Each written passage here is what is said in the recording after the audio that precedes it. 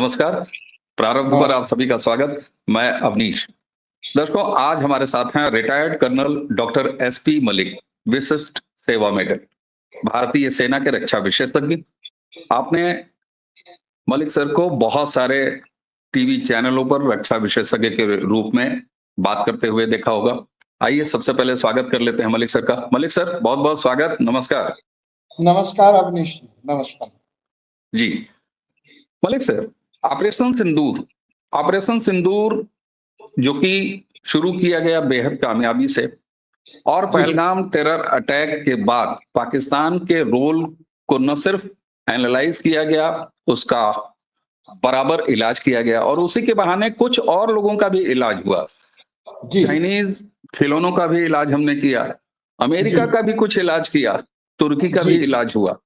लेकिन उसके बाद ऑपरेशन सिंदूर अभी पास्ड है, यानी पास का बटन दबा हुआ है। लेकिन जी, एक चीज कहा गया था जब ऑपरेशन सिंदूर चल रहा था उसी दौरान, कि any act of terrorism will be considered as a act of war, जी, यानी भारत के खिलाफ कोई भी टेरर एक्टिविटी वो भारत के खिलाफ युद्ध माना जाएगा। जी। क्या ये ऑपरेशन सिंदूर अब परमानेंट भारत की नीति है टेररिज्म को लेके?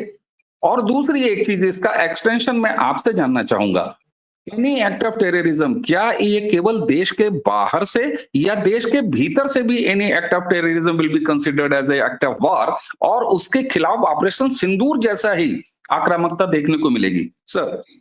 जी, जी अवनीश जी, आपने बिल्कुल सही कहा। ये एक हमारी परमानेंट पॉलिसी बन गई। उसके 2-3 पॉइंट्स हैं। Any act of terrorism will be considered sorry as act of war. कोई भी टेररिस्ट अटैक हमारे अंदर बाहर कहीं भी होगा हमारे ऊपर, वो हमारे खिलाफ, हमारे देश के खिलाफ एक युद्ध समझा जाएगा और उस पे एप्रोप्रिएट एक्शन हम अपनी आत्मरक्षा के लिए करेंगे। नंबर 1। दूसरा, जो ये धमकियां हमें मिल रही थी न्यूक्लियर वॉर की, न्यूक थ्रेट, ये इन धमकियों से अब हम बिल्कुल नहीं करेंगे। हमने जो एक्शन लेना होगा वो खुल के लेंगे। तीसरी बात, हम अपनी समझबूझ, अपने क्षमता के अनुसार कार्रवाई करेंगे। हम किसी भी तीसरे पक्ष का इसमें हस्तक्षेप नहीं चाहेंगे। जैसे आपने देखा होगा, इसमें भी तीसरे पक्ष ने अपना क्रेडिट लेने की कोशिश की थी, लेकिन भारत ने बिल्कुल साफ साफ शब्दों में बता दिया कि हमारे जो भी आगे के समझौते या कार्रवाई होंगी वो द्विपक्षीय होंगी, लेकिन उसमें हमारी कुछ शर्तें हैं। उन शर्तों के मद्देनजर ही उन पे एक्शन लिया जाएगा। वो शर्तें, जैसे हम किसी से धमकियों में नहीं आएंगे, न्यूक्लियर थ्रेट में नहीं आएंगे, any act of terrorism will be considered as any act of war against the country. हम इन्हीं चीजों को मद्देनजर रखेंगे, अपनी क्षमता के मुताबिक उस पर कार्रवाई करें। बिल्कुल सर। अच्छा, जी, ये एक चीज समझ में आ जाती है, क्योंकि ऑपरेशन सिंदूर जब चलाया गया तो और ये कहा गया कि साहब कोई भी अगर आतंकवादी एक्टिविटी होगी तो उसको हम भारत के खिलाफ युद्ध मानेंगे।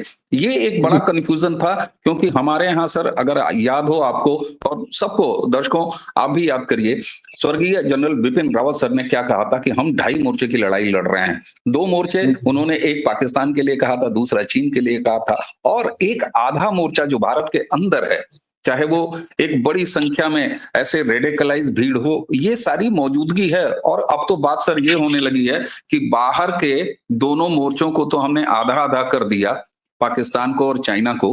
अब हमारे जी, यहाँ जो आधा मोर्चा था वो खुद में 1.5-2 मोर्चे के तौर पर तैयार हो गया है। तो क्या ऑपरेशन सिंदूर भारत की जमीन के अंदर से भी किए जाने वाले अब किसी टेरर एक्ट, उस पर उसी जैसा ऑपरेशन, उसी जैसी कार्रवाई? जी बिल्कुल अवनीश जी, जैसे आपने देखा होगा अभी अंदर से ही हमारे कुछ गद्दार निकले थे जिन्होंने, देखिए हर एक देश में ओवरग्राउंड वर्कर ओजीडब्ल्यू और अंडर यूजीडब्ल्यू होते हैं, अंडरग्राउंड वर्कर्स होते हैं। सब देशों ने एक दूसरे के खिलाफ दुश्मन देशों में छोड़े हुए होते हैं। यहाँ पे अभी जैसा आपने देखा होगा उसके ऊपर भी ये एक ऑपरेशन चला करके कितने लोगों को बेनकाब किया है, कितने लोगों को उजागर करके उनकी गद्दारी को सबके सामने लाया गया है, जिसमें एक लेडी से स्टार्ट हुआ था जो कि यूट्यूबर थी, और उससे कितने कनेक्शन मिल गए, 15 20 25 कनेक्शन, और वो भी एक तरह का हमारा ऑपरेशन ही है सिंदूर जैसा, जिसको हमने उजागर करके उनके खिलाफ में उचित कार्रवाई की गई है। तो इसलिए ये बाहर से हो या अंदर से हो, हम दोनों तरफ एक्शन लेंगे, और अभी हमें वो डोजियर बना करके उनको सौंपने की और अपना वो एविडेंस देने की जरूरत नहीं है, हम सीधे ये ऑपरेशन करके कार्रवाई करें। जी आप। बिल्कुल सर, बिल्कुल सर। अच्छा, यहाँ पर एक चीज आड़े आती है सर, क्योंकि हमारे यहाँ लॉ एंड ऑर्डर उसको स्टेट मैटर माना जाता है। अब स्टेट्स लाइक वेस्ट बंगाल या आप कह लें पंजाब कह लें, एक तरफ पूरे देश में जो अवैध घुसपैठ, चाहे वो रोहिंग्यास की हो चाहे बांग्लादेशी अवैधों की हो, उनको निकालने का सिलसिला असम से लेके उत्तर प्रदेश से लेके हरियाणा इवन दिल्ली तक वहां शुरू है, महाराष्ट्र में इनिशिएट की गई है। लेकिन हम वेस्ट बंगाल में ऐसा होता हुआ नहीं देखते। हम साउथ के बहुत सारे ऐसे स्टेट हैं जहां ऐसा होता हुआ नहीं देखते। इवन हम पंजाब में नहीं देखते। पंजाब का जिक्र मैं इसलिए कर रहा हूं सर कि बॉर्डर स्टेट है, सेंसिटिव स्टेट है हमारे इंटरनल सिक्योरिटी के लिए भी और हमारे बॉर्डर सिक्योरिटी के लिए भी। तो क्या आपको ऐसा नहीं लगता कि ऑपरेशन सिंदूर का एक एक्सटेंशन और कम से कम ये जो एक लेकुना हमारे यहाँ पाया जाता है कि law and order will be the state matter, इससे इतर हम एनएसए जैसी एक चीज रख सकते हैं, एजेंसी रख सकते हैं, तो क्या एक ऐसा कोई प्रोविजन जो कि नेशन वाइड कम से कम इस तरह की गतिविधियों को लेके जिससे नेशनल सिक्योरिटी को खतरा हो, ऐसे डिसीजंस को हम स्टेट गवर्नमेंट पे ना छोड़ें, ऐसा कुछ? जी देखिए अवनीश जी, दो चीजें हैं। एक है internal law and order situation, दूसरा है national security and integrity, territorial integrity of the nation. हम ये चीजें स्टेट पे नहीं छोड़ सकते। जहां हमें नजर आएगा जहां हमारी टेरिटोरियल इंटीग्रिटी और नेशनल सिक्योरिटी को थ्रेट है, हम स्टेट को ओवररूल करके अपनी कार्रवाई करेंगे। और ये तो बड़ी पेटी पॉलिटिक्स है कि आप नेशनल सिक्योरिटी और टेरिटोरियल इंटीग्रिटी को ना ध्यान में रख करके अपने वोट बैंक या वेस्टेड इंटरेस्ट के लिए या एक छोटे काम के लिए इन राष्ट्रीय हितों को आप अनदेखी कर रहे हैं। ये बिल्कुल नहीं हो सकता है, इसके ऊपर कार्रवाई होगी, और वो सेंट्रल गवर्नमेंट और central military forces, paramilitary forces की तरफ से होगी। जी अवनीश। जी बिल्कुल सर, ये बात आपकी समझ में आती है। लेकिन सर उसी के साथ अब सेना को लेके जिस तरह की राजनीति, और मैं राजनीति भारत के किसी भी विषय में ऐसा हो ही नहीं सकता कि हम अवॉइड करें। हालांकि सेना कभी, सेना का शौर्य, सेना का पराक्रम, सेना की बहादुरी, सेना के ऑपरेशंस, उनका समर्पण, ये कभी राजनीतिक विषय रहा नहीं। लेकिन हमारे जी यहाँ सर दुर्भाग्य है या सौभाग्य है देश के लोकतंत्र का, मैं नहीं जानता, मैं इसको परिभाषित नहीं करूंगा, लेकिन हमारे यहाँ एक लीडर ऑफ अपोजिशन है सर। और जी पाकिस्तान ने ऑपरेशन सिंदूर में उसको सीज फायर जैसा एक फर्जी शब्द इस्तेमाल जरूर किया, क्योंकि ऑफिशियली भारत ने कहीं भी सीज फायर, युद्ध विराम जैसा कोई शब्द इस्तेमाल किया नहीं। और हमारे नहीं। प्रधानमंत्री और सेना के जो ऑफिशियल स्पोक्समैन थे उन्होंने भी बताया कि पॉज्ड है, रक्षा मंत्री ने भी बताया कि पॉज्ड है। सवाल ये होता है सर कि सरेंडर शब्द ये leader of opposition Rahul Gandhi के मुंह से सुनाई देता है और राजनीतिक मंचों पर सुनाई देता है। सर जी क्या सेना के बारे में इस तरह की बात सेना को अपने समर्पण में विचलित तो नहीं कर सकेगी, लेकिन एक ये कैसी टिप्पणी है सर जो नेताओं की तरफ से आ रही है? इवन पाकिस्तान ने नहीं कहा सरेंडर, और हमारे leader of opposition Rahul Gandhi surrender surrender, हालांकि उन्होंने तुकबंदी बनाई, हमारे प्राइम मिनिस्टर नरेंद्र सरेंडर। इस तरह की चीजों को आप कैसे देखते हैं सर? और सेना के लिए ये कितना जरूरी, कितना गैर जरूरी है कि इस पर ध्यान दिया जाए और बात की जाए? सबसे पहले तो अवनीश जी मैं बताना चाहूंगा, सेना पॉलिटिक्स में बिल्कुल ध्यान नहीं देती है और ना ही उसमें घुसती है। वो above politics, apolitical organization, number one.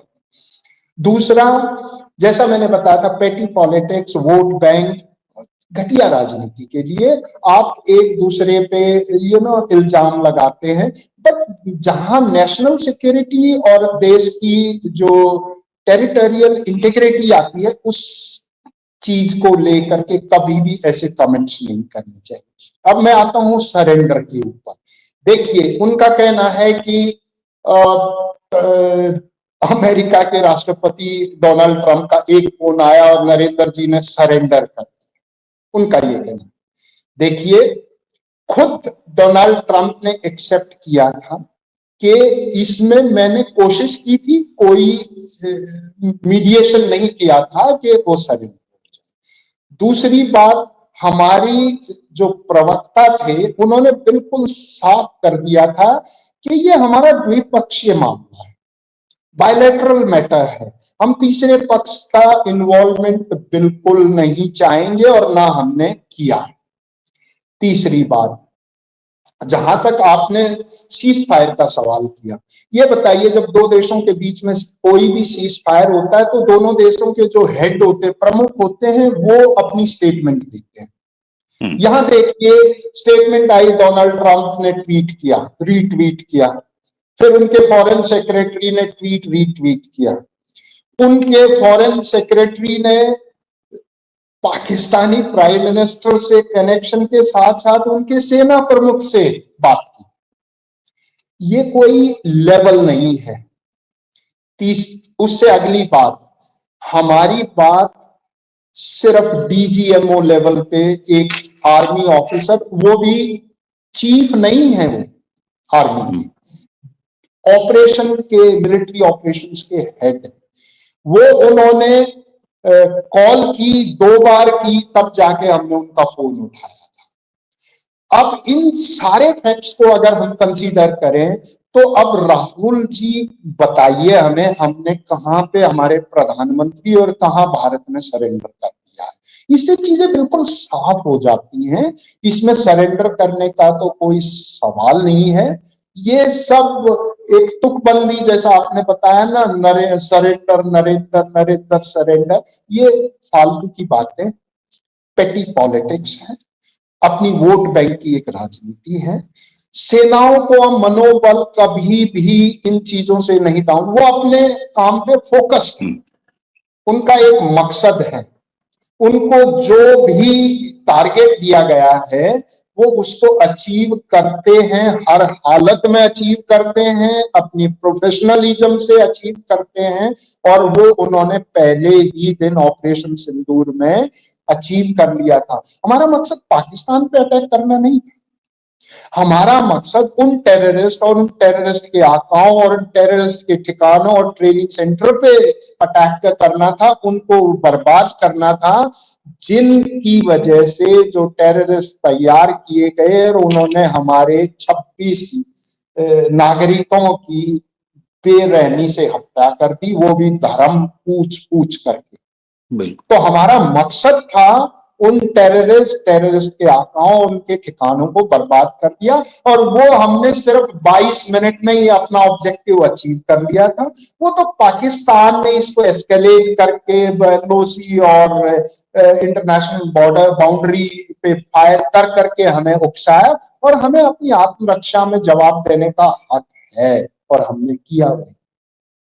बिल्कुल सर। तो और आपने जिस 22 मिनट का जिक्र किया ना सर, सारी कहानी उस 22 मिनट की है, और मैं इस 22 मिनट पर ही आना चाहता था, आपने वहां मुझे पहुंचाया। सर, 11 साल इस सरकार के, और 11 साल में जो भी तैयारियां हुई, चाहे रक्षा के क्षेत्र में हो, विकास तो हम देख ही रहे हैं, देश में जो विकास हो रहा है हम उस पर बात नहीं कर रहे, लेकिन इन 22 मिनट ऑपरेशन सिंदूर के, उसने पूरी दुनिया को यह बता दिया कि चीन के खिलौने बिल्कुल चीनी खिलौने रह गए, उनका बिल्कुल एयर डिफेंस सिस्टम बिल्कुल वैसा ही रह गया। तुर्की का जो बिल्कुल सो कॉल्ड कुख्यात अपने आप में ड्रोन, उसको हमने खिलौना बना दिया, और यहाँ तक जी। कि अमेरिका के जो वेपन्स पाकिस्तान के वेपन्स पास थे, हमने उनको भी ये बता दिया। सर, 11 सालों में सेना यहां तक कैसे पहुंची? क्योंकि दर्शकों, आपको याद होगा कि 2014 से पहले की सरकार ने क्या कहा था, और सेना प्रमुख ने क्या चिट्ठी लिखी थी सरकार को। सेना के पास 20 दिन से ज्यादा का आर्म एम्युनिशन नहीं था। सेना की तैयारियों में कितने लैकुनास थे। सर, 11 साल में ये कैसे संभव हुआ कि 22 मिनट में पाकिस्तान को उसकी औकात बता दिया? देखिए अवनीश जी, सबसे पहले एक हमने होलिस्टिक व्यू लेके अपनी आर्म्ड फोर्सेस का रिव्यू किया, उनकी सिचुएशन को रिव्यू किया, हमारे पास क्या कैपेबिलिटी है, एडवर्सरीज के पास, एडवर्सरीज मीन हमारे जो दुश्मन है उनके पास क्या कैपेबिलिटी है, और उनके सपोर्ट करने वालों के क्या पास क्या कैपेबिलिटी, उन सबको रिव्यू करते हुए एक प्रायोरिटाइज्ड प्रोग्राम बनाया गया। हमने प्रायोरिटी पे क्या करना है, उस प्रायोरिटी के साथ में हमने इमीडिएट कार्य, फोरे इलाज जो बोलते हैं, उसमें तो इंपोर्ट करने का काम किया। उसी के साथ साथ में हमने मेक इन इंडिया प्रोजेक्ट चलाया, जिसमें हम भारत को एक आत्मनिर्भर भारत बना सके। और उसी की वजह से आप देखो, हम कितने देशों को अपने defence equipment, weapons and weaponry export करते हैं। आपने सही कहा, यूपीए की गवर्नमेंट के टाइम पे खुद डिफेंस मिनिस्टर ने स्टेटमेंट दी थी कि हमारे पास इतना बजट नहीं, हम बढ़ा नहीं सकते। अब ज्यादा अब उस पे नहीं चर्चा करके हम अपनी कैपेबिलिटीज जो हमने अभी एक्वायर कर ली है, जो हमारी क्षमताएं हैं, हम उनके बारे में बात करेंगे। किसने क्या कहा, नहीं था, बिल्कुल नहीं था उस टाइम बजट। अब देखिए मोदी जी जहां भी जाते हैं, 48,000 करोड़ का प्रोजेक्ट, 36,000 करोड़ का प्रोजेक्ट, और ये सारे प्रोजेक्ट टाइम से पहले ही पूरे कर दिए जाते हैं। उनको प्रायोरिटाइज करके, प्रायोरिटी लेकर के, तब जो टाइम लाइन दी है उससे पहले इन प्रोजेक्ट को कंप्लीट किया जा सकता है। इसी वजह से हम आज इतने कैपेबल, इतने सक्षम हो सकते, यही हमारा काम। बिल्कुल सर। दर्शकों, retired colonel doctor SP Malik Vishisht Seva medal प्रारब्ध पर ये पहला मुझे अवसर मिला है आपसे बात करने का, और ये सिलसिला आगे भी जारी रहेगा। लेकिन कम से कम ऐसी पार्टियों के नेता, उनको जरूर रुक के सोचना चाहिए कि जनता ने उन्हें लोकतंत्र में क्यों विपक्ष में बैठाया है। क्योंकि सेनाध्यक्ष को कभी सड़क का गुंडा, हमारी सेना को बलात्कारी, और सेना के पराक्रम, शौर्य, अचीवमेंट पर लगातार सवाल उठाना। आपकी राजनीतिक लड़ाई किसी से हो सकती है, आप लड़िए, लेकिन हमारी सेना हमारे दुश्मनों से लड़ने के लिए है, आपके राजनीतिक लड़ाई का हथियार बनाने के लिए नहीं है। क्योंकि जब जब ऐसा कोई भी व्यक्ति, चाहे वो सत्ता से जुड़ा हो, चाहे विपक्ष से जुड़ा हो, पार्टी डजंट मैटर, लेकिन हमारी सेना पर जब इस तरह के सवाल उठाती है, तो भारत का एक एक नागरिक, उसका दिल दुखता है साहब, क्योंकि सेना हमारे दिलों में बसती है। सर, आपके पास विख्यात और अनन्य अनुभव है भारतीय सेना का, डिफेंस एक्सपर्ट आप इस रूप में बहुत सारी जानकारी हमें लगातार देते रहेंगे। आज हमारे लिए समय निकालने के लिए, जबकि आप विदेश के प्रवास पे हैं, लेकिन फिर भी आपने मुझे समय दिया, आपका बहुत बहुत धन्यवाद। हमें उम्मीद है कि प्रारब्ध के दर्शकों को आज की इस चर्चा से, एक ये शुरुआती चर्चा में मान के चल रहा हूं सर, हमें आगे भी आपसे बात का अवसर मिलता रहेगा। सेना के पराक्रम को प्रणाम करते हुए सर, आपको बहुत बहुत धन्यवाद। दर्शकों, इसी के साथ मुझे, अवनीश को और retired colonel doctor SP Malik साहब विशिष्ट सेवा मेडल, हम दोनों को अब आज्ञा दीजिए। नमस्कार। नमस्कार।